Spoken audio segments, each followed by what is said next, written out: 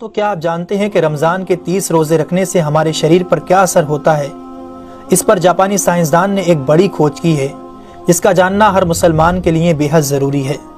جاپانی بائیولوجسٹ یوشونوری اشومی ایک سائنسدان ہیں جن کو 2016 میں میڈیسن پر نوبل پرائز دیا گیا۔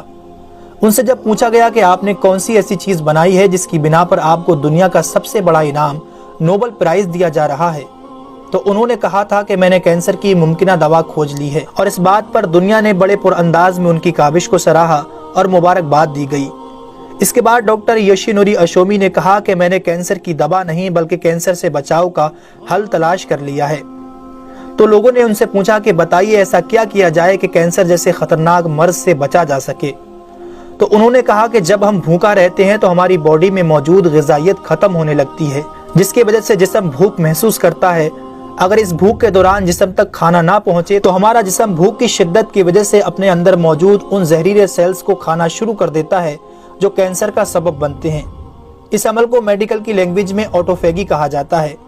اگر آپ چاہتے ہیں کہ آپ کا جسم ایسے بیمار سیلز سے پاک ہو تو آپ کو بھوکا رہنا چاہیے۔ جب ایسے سیلز مرنا شروع کر دیتے ہیں تو کینسر کا پرسنٹیج کم ہو جاتا ہے۔ اس کے بعد جاپانی سائنسدان سے پوچھا گیا کہ انسان کو سال بھر میں کتنے دن بھوکا رہنا چاہیے کہ اس میں کینسر نہ پایا جائے؟ تو انہوں نے کہا کہ اگر 20 سے 25 دن کم سے کم اور 9 سے 10 گھنٹے بھوکا رہا جائے تو اس کی باڈی ایسے تمام زہریلے سیلز کو کھا جائے گی اور اس میں کینسر نہیں ہوگا۔ اے میرے پیارے رب کریم، آج ہمیں سمجھ آیا کہ مومن پر روزے کیوں فرض کیے گئے، اور آج مجھے اس احادیث پاک کی بھی سمجھ آ گئی جس میں آپ صلی اللہ علیہ وسلم نے فرمایا کہ ہر شے کی زکوٰۃ ہے اور جسم کی زکوٰۃ روزہ ہے۔ سبحان اللہ! میں قربان جاؤں ایسے سچے دین پر جس نے عبادت کے اندر بھی بیماریوں کا علاج رکھا ہے۔ دوستو، اسلام وہ دین فطرت ہے جو زندگی کے ہر شعبے میں راہ اعتدال کی تعلیم دیتا ہے۔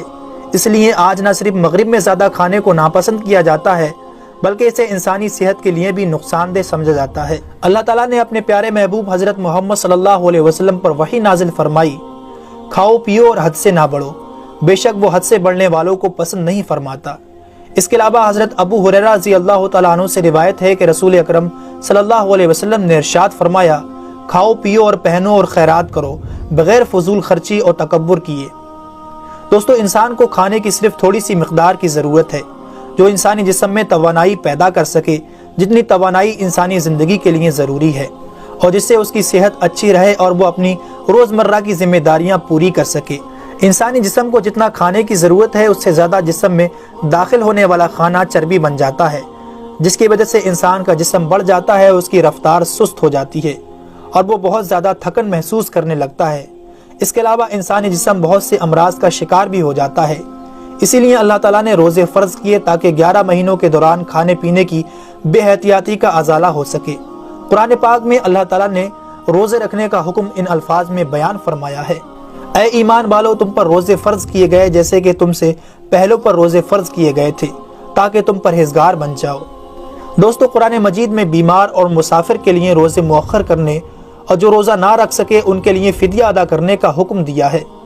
اس کے بعد روزہ رکھنے کی حکمت ان الفاظ میں بیان فرمائی، اور تمہارے لیے روزہ رکھنا ہی بہتر ہے اگر تم جانتے ہو۔ دراصل یہاں یہ بتایا گیا ہے کہ اگر تم موجودہ علم کو سمجھتے ہو تو تمہارے لیے بہتر یہی ہے کہ تم روزے رکھو، کیونکہ روزہ اپنے اندر بے شمار روحانی، نفسیاتی اور طبی فائدوں کو رکھتا ہے۔ روزے کی طبی افادیت کی طرف نہایت مختصر مگر جامع اشارہ نبی اکرم صلی اللہ علیہ وسلم نے ان الفاظوں میں بیان فرمایا، روزے رکھو اور تندرست ہو جاؤ۔ اللہ رب العالمین ہم سب کو اس مہینے میں زیادہ سے زیادہ نیکیاں کرنے اور سارے روزے رکھنے کی توفیق عطا فرمائے۔ آمین ثم آمین۔